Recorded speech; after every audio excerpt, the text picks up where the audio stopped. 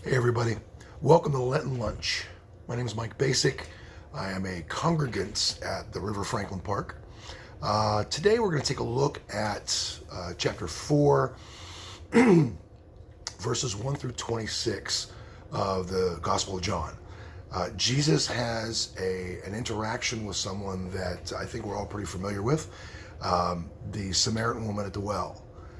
It's a very interesting interaction that reveals a lot, not only about us as people, even those of us that are not women and we don't happen to be at a well, but the way that God pursues us was very striking to me.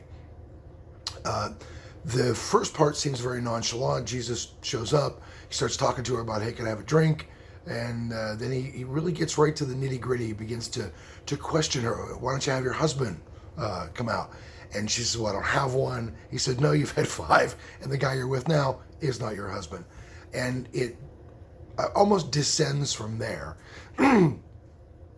where Jesus digs deeper and deeper and encounters resistance from her, from the defenses that she's put up in her life. Much like we all do.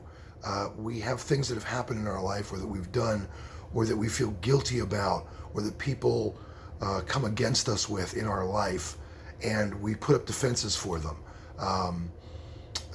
She at one point says to him, you Jews say there's only one place to worship, but when Messiah comes, and she tries to defend herself, but Jesus continues to dig deeper and deeper, and to unveil to her that yes, these things are true in your life, and you've made these mistakes, but there's hope for you. And she rejects that hope initially.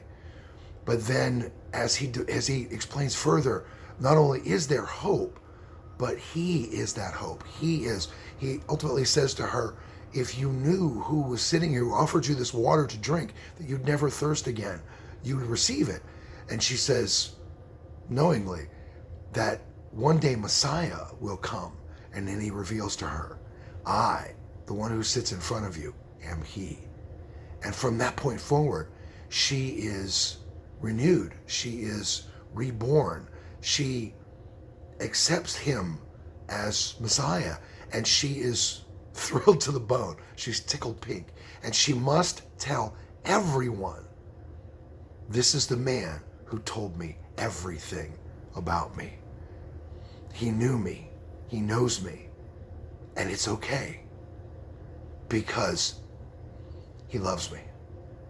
And I think that's the message that I get from that encounter, is that even though I've been a bad guy in my life, and I continue to make mistakes, I'm not perfect by any stretch, none of us are, that when Jesus said he paid the price, it was not just the price for what we did, it's the price for what we do and for what we have done.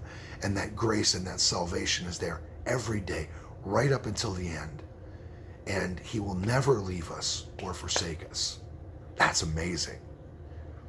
Well, I hope you enjoyed this, and have a great day.